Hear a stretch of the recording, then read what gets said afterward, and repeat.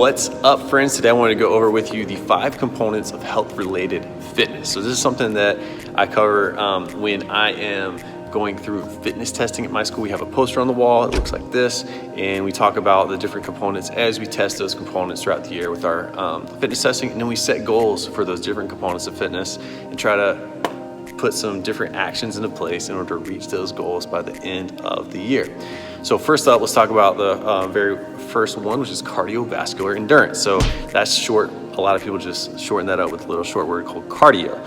So if you ever heard somebody say cardio, they're talking about a activity that improves your cardiovascular endurance. Your cardiovascular endurance is your heart and your lungs' ability to get oxygen from the air, to put it into your blood, and to keep your body moving. So it's how strong your heart and your lungs are, all right? And your cardiovascular system is what helps you to do things like run, jog, swim, jump rope, and lots of other aerobic activities where you're losing your breath and you start to get tired because you're breathing hard, because your heart and your lungs are working harder to get that oxygen from the air and put it into your blood, all right? And so that is called cardiovascular endurance. The next component I want to talk to you about is muscular strength. Muscular strength is your ability of your muscles to perform one rep of an activity with the maximum force that they can. So let's take, for example, a vertical jump test.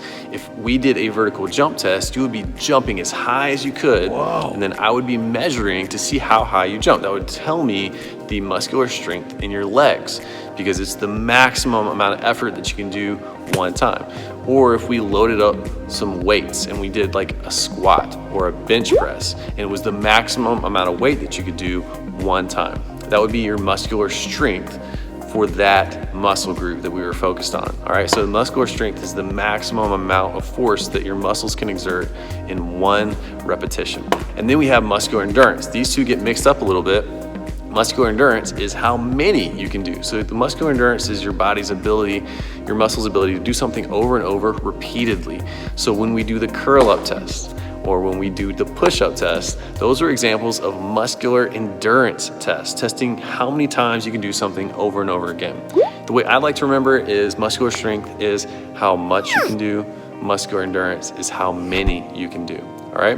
Muscular strength, how much you can do once. Muscular endurance, how many you can do over and over again. All right, so you see the difference hopefully between those two things. Now, are they related? Of course. People that are really strong many times will also have good muscular endurance. People that have good muscular endurance will also usually be pretty strong. They're two related things because you're both focusing on your muscles, but wanted to know the difference between those two things, all right? And then next up is flexibility. Flexibility is your body's ability to stretch and move, the range of motion in your joints. So like if you're standing up straight, you reach down and try to touch your toes, that will show you one example of how flexible your legs and your lower back are. And flexibility is important because it helps you to reduce injuries, along with, of course, making you a better athlete and allowing you to move and be more comfortable as you move in different ways.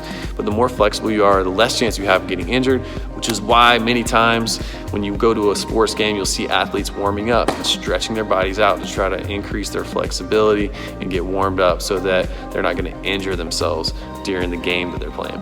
Okay, so we want to try to improve and maintain our flexibility. So flexibility is the amount of movement that your different range of motion that your different joints have, how much you can stretch and move. Some great activities for flexibility are, of course, stretching, but then activities like yoga or dance or gymnastics, all those activities are great to try to improve your flexibility. So you're doing more slow movements that are controlled and stretching your body in different ways. The test that I use at my school to measure flexibility is the sit and reach test. So that's a way for you to measure your flexibility of your lower back and your legs. The next thing we're going to talk about is body composition. Body composition is referring to what your body is made up of, the amount of fat, muscle, and lean tissue in your body. And the most common way to measure that is by height and weight, although that's not the most accurate. There are a lot of different ways to measure it, but most schools don't have a lot of fancy equipment, and so they're going to go with height and weight.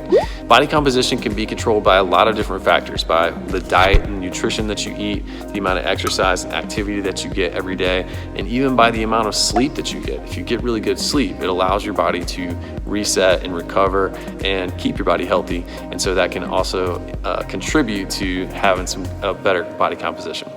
So just a quick review, we did 5 components of health-related fitness.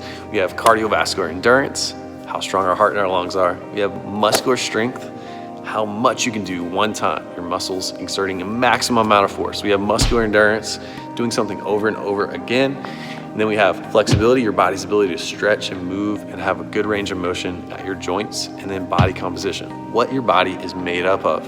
And we want to control that with exercise, eating healthy, and getting good sleep. That's the 5 components of health-related fitness, guys. I hope that was a good summary, a good overview for you. I hope you have a better understanding of it now, and I hope you have a great day. Catch you later. Have a good one.